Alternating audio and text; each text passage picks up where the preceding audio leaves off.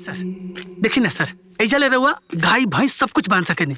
ऐजा से रहुआ बंडी दे के मतलब कुछ भी कर सके नहीं रहुआ। इहो जमीन बा। हमरा ना पैसा के बहुत जरूरत बा। ऐसे चाचा अगर रहुआ फुल पैसा हमरा के देम ना तब ठीक बना, तब हम केहू और से बात करम। अरे ना भाई, ऐसे मत सोचे।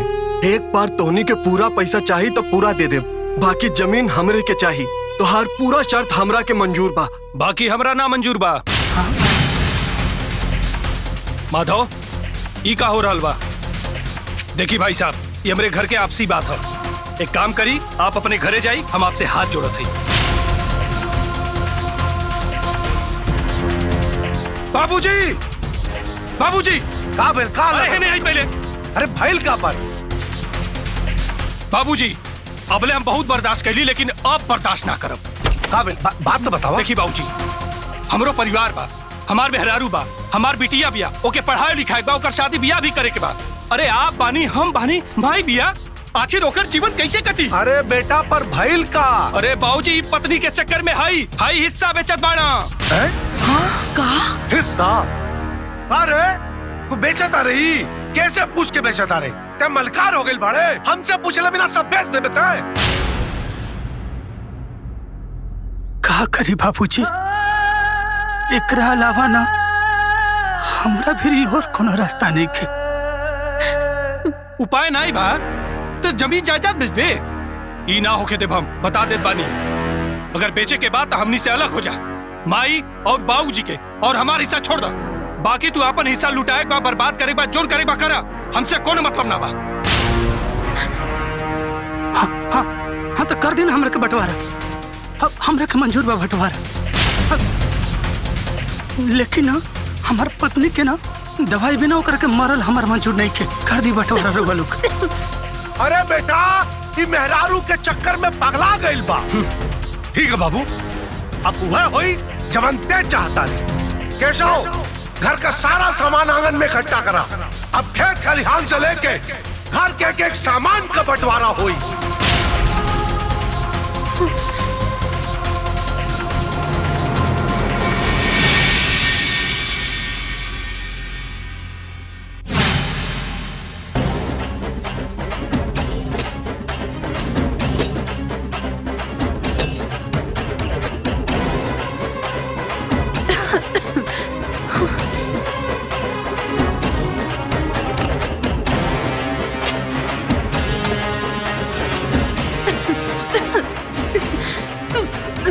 तुलसी,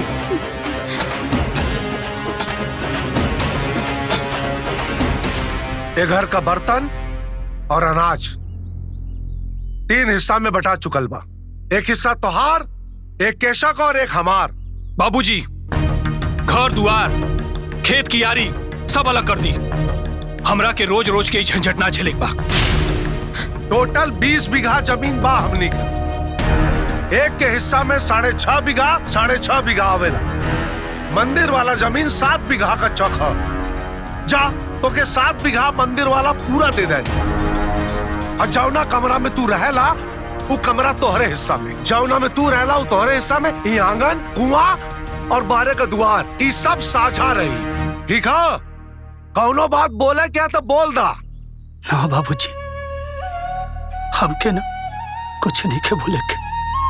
रवा लोग के जवन उचित लागे रवा लोग करी। ठीक है, तोहार हिस्सा तोहरा के मिल गई। अब तू अपना जमीन के बेचा, बचावा या बर्बाद करा, ये तोहरे ऊपर है। हमनी के सामने हाथ फैलावे मत अइया। चिंता मत करी बाबूजी, अब ना हमने के मर भी जाम जाना तो रवा लोग कबे हाथ फैलावे ना हम जा।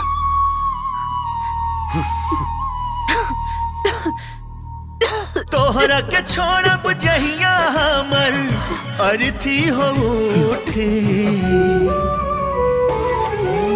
हाथ में हाथ रही ई साथ जन्म के साथ न छूटे। हाथ में हाथ रही ई साथ।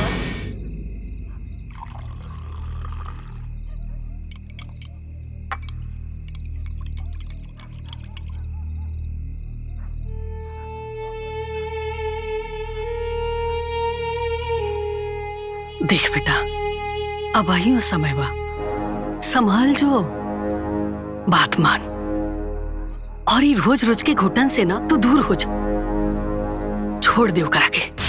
अरे ओकरा तो जिए के बाना ना, तो ओकरा पीछे ती अपन जीवन काहे बर्बाद करता रे?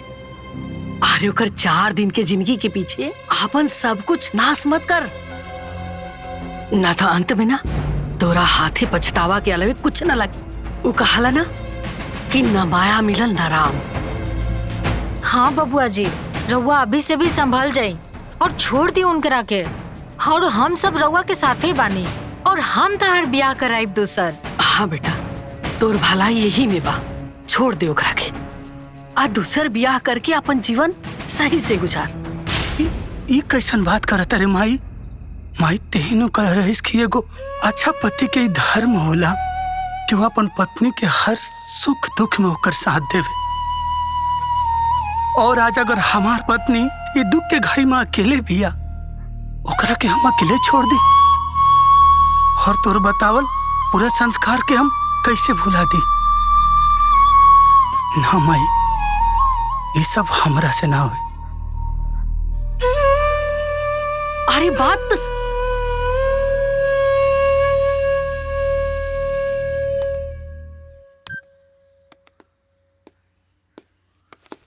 माधव, जी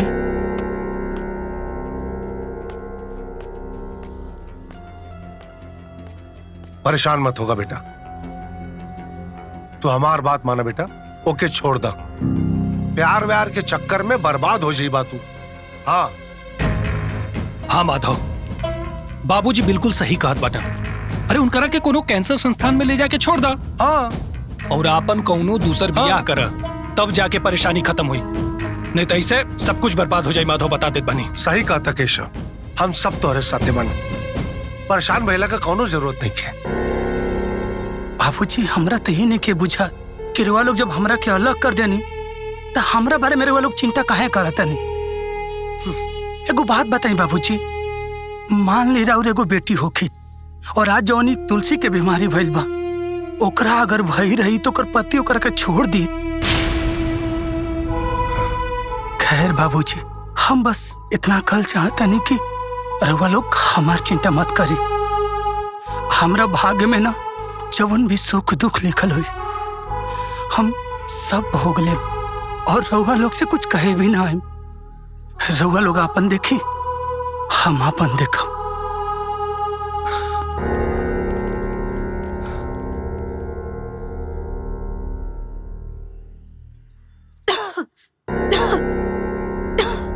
चलो आज तो करक समझाइए कि मानो।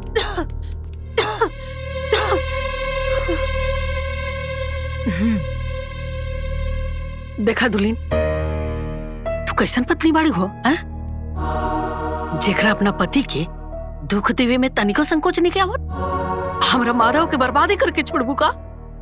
अम्मा जी, रवा ऐसे काहे बोला था नहीं, भला हम ऐसे काहे चाह? अरे नैखू चाहत तो उनकर पिंडा छोड़ काहे नहीं को दे? तू तो जानते बारू कि कैंसर के कोई दवाई ना होला, आ तू जब ले जा रहबू उ तो मनिए ना, आ तारा चक्कर में अपन जिंदगी बर्बाद कर ली है। देखा छोटको, हम तारा से अपना बेटा के भीख मांगता नहीं, वापस कर दे हमारे बेटे के वापस कर। अरे गुमाई होके अपना आँख के सामने अपने बेटा के तिल तिल तड़पत नहीं की देख सकता।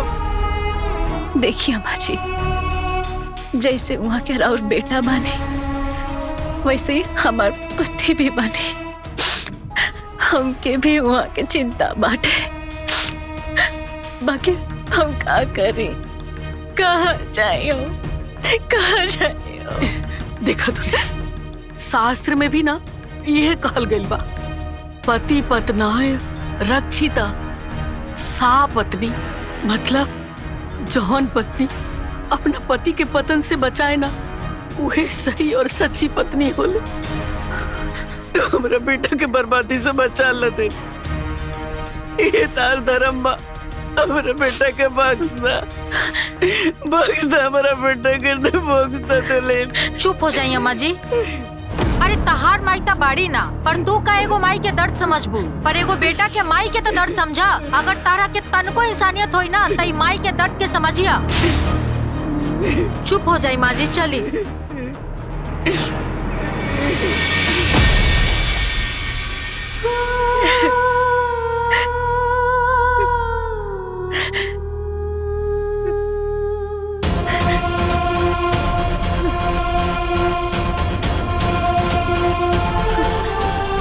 मैना उड़ उड़ मोर उड़ मोर उड़ बकरी उड़ बकरी पकड़ा गइलू अब तो तारा के। तुलसी अच्छा चल फिर से कर। ठीक बा। चिड़ै उड़ चिड़ै उड़ तुलसी कौवा उड़ कौवा उड़ बैल उड़ तुलसी ना उड़ाए बे। तुलसी चिड़ै उड़ चिड़ै उड़ तुलसी कहाँ गई? पकड़ा गइली रे। चिड़ैया उड़ चिड़ैया उड़। मई तुलसी के दिख रही सका? अबला अब हमारा ये काम रह गइल बा कि तोरा तुलसी के खोज खबर रखी, कहाँ बिया कहाँ ना, देख कहीं घर ही में होई। अरे माई, हाँ बाबूजी बाबूजी पर तुलसी के दिखनी है का? ना हमके का पता। केहू के मालूम नहीं कहता तुलसी तुलसी तुलसी तुलसी तुलसी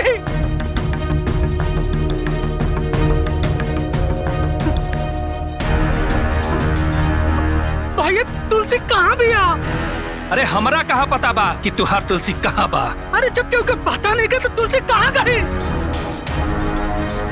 तुलसी तुलसी तुलसी तुलसी तुलसी माधव माधव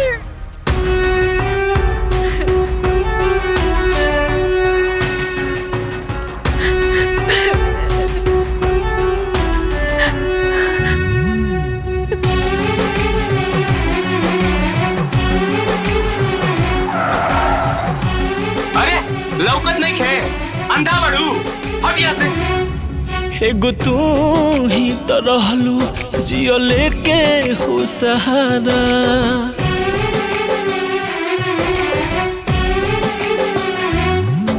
एगो तू ही तो रहलू जियो लेके हो सहारा।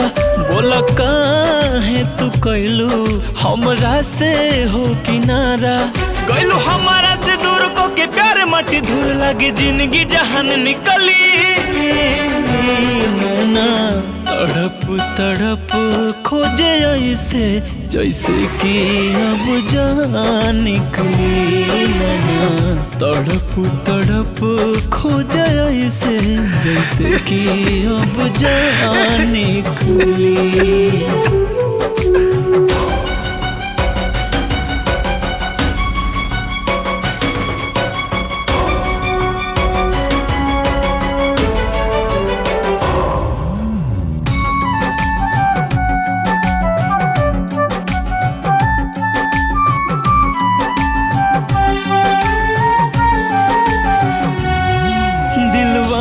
चैन नइखे गइलू तू मुहवा घुमा के, कैल का हम कसूर चल गइलू हो बिसरा के।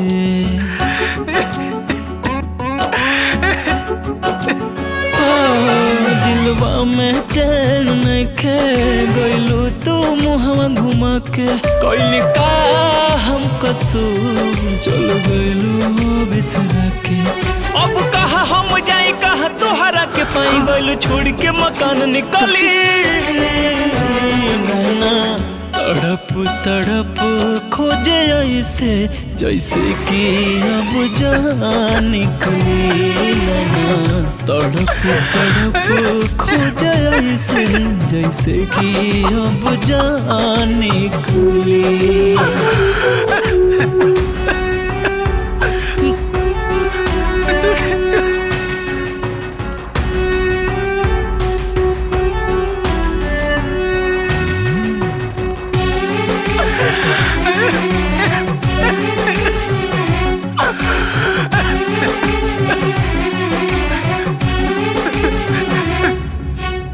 सिया जी के राम खोजे बने बने जैसे हमरो भी हाल भइल बाटे सुनो वैसे सिया जी के राम खोजे बने बने जैसे हमरो भी हाल भइल बाटे सुनो वैसे बट जिंदगी अनहार सुन बट घर भर जे तू आईबू तो चन निकली मैना तड़प तड़प खोजे ऐसे जैसे कि अब जान निकली हो मैना तड़प तड़प खोजे वैसे जैसे कि अब जान निकली।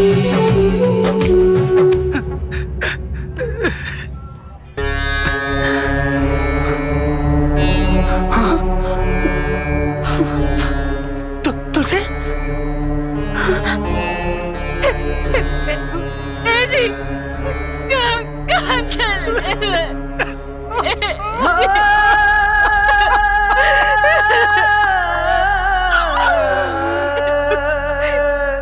हमके छोड़ के कहाँ चल गई रो तुलसी तारा के हम कहाँ ना खोजे नहीं छोड़ के कहाँ चल गई रो तुलसी हमके माफ कर दीजिए माफ कर दीजिए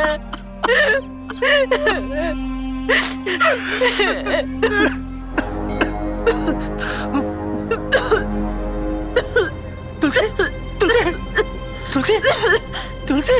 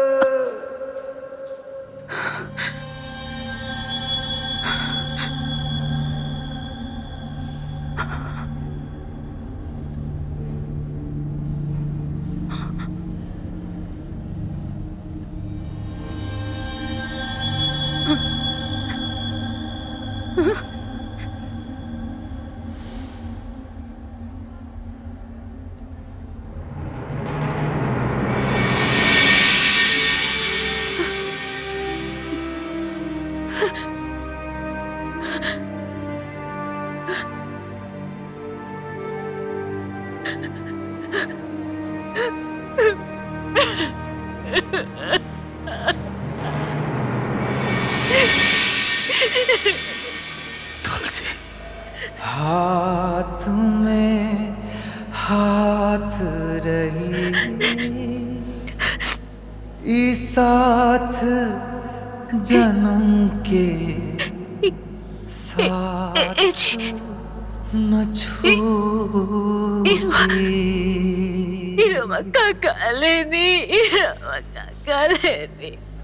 हम अपना सर के बाल हटवा लेनी तुलसी अरे जब हमरा पत्नी के सर पे बाल नहीं के तो हमरा सर पे बाल कैसे रह सका था और देखो हमने के सेम सेम लागत नहीं जाना जन्म के साथ न छोड़ी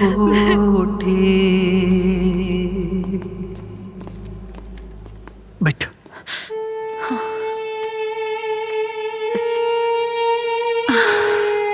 और तुलसी जी कैसी हैं आप? अब ठीक हूँ डॉक्टर साहब। मुझे बताते हुए खुशी हो रही है कि ऊपर वाले की कृपा से इनके रोग का इलाज मिल गया है।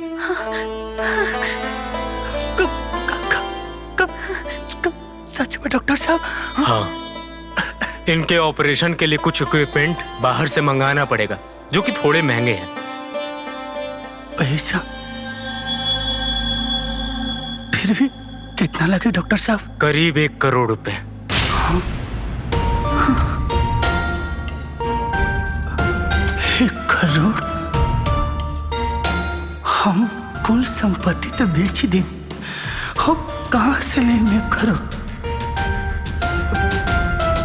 डॉक्टर साहब, रवा जवन मंगावे के बाना रवा उस सब कुछ मंगा ले, लेकिन हमार तुलसी के बचा ले। हम ना पैसा की व्यवस्था कर ले। ठीक है।